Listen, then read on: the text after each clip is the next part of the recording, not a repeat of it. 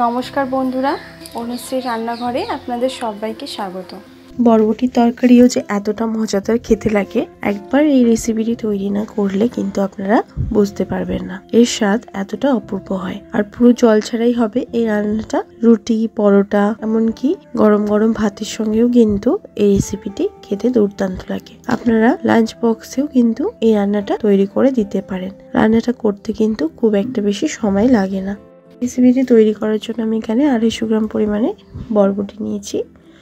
বরবটিগুলোকে এরকম ছোট ছোট করে কেটে নিয়েছি। এরকম ছোট ছোট টুকরো করে কেটে নিয়েছি। এখানে নিচে দুটো আলু, মাঝারি মাপের আলুগুলোকে এরকম খোসা ছাড়িয়ে ছোট ছোট টুকরো করে ধুয়ে পরিষ্কার করে নিয়েছি। এরপর গ্যাস অন করে একটা কড়া বসিয়ে দিলাম। তার মধ্যে দিয়ে দিলাম পরিমাণ মতন সরষের তেল। তেলটাকে ভালো করে প্রথমে গরম করে নিয়ে ফোড়নে দিচ্ছি 1/2 চামচ পরিমাণে গোটা জিরে। আর এখানে দুটো মাঝারি মাপের দিয়ে দিলাম পেঁয়াজ কুচি। খুব মিহি করে কিন্তু পেঁয়াজটাকে আমি এখানে কুচিয়ে নিয়েছি। পেঁয়াজটাকে দিয়ে একটুখানি আমি নাড়াচাড়া করে নেব।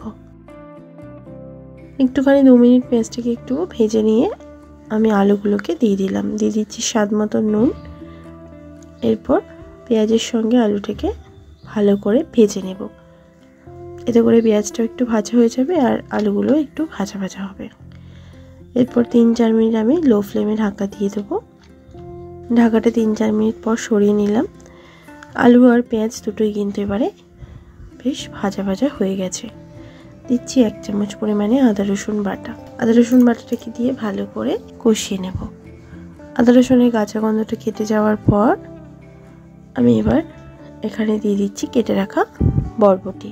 বরবটিটা দেওয়ার পর দিচ্ছি 1 চামচ পরিমাণে ধনের গুঁড়ো, 1/2 চামচ পরিমাণে জিরের গুঁড়ো, 1/2 চামচ পরিমাণে হলুদ গুঁড়ো, 1 চামচ পরিমাণে দিচ্ছি কাশ্মীরি লঙ্কার গুঁড়ো, আর 3-4টে কাঁচা লঙ্কাকে মিহি করে কুচিয়ে দিয়ে দিলাম। ঝাল নুনটা নিজেদের স্বাদ অনুযায়ী এখানে আপনারা দেবেন। এই মশলাগুলোকে দিয়ে ভালো করে মিডিয়াম ফ্লেমে আমি একটু কষিয়ে নেব। যেহেতু গুঁড়ো মশলা দিয়েছি তাই ফ্লেমটাকে আগে হাই করব না।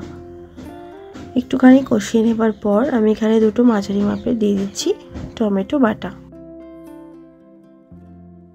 টমেটোটাকে দিয়ে এবার ভালো করে আলু বরবটির সঙ্গে কষিয়ে নেব।